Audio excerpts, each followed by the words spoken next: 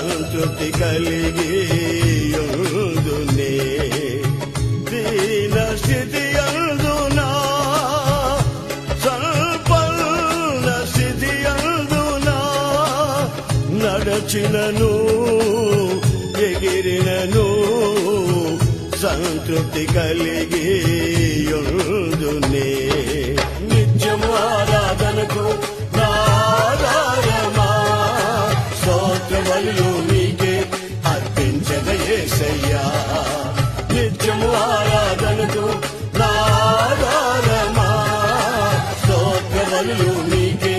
అర్పించద యేసయ్యా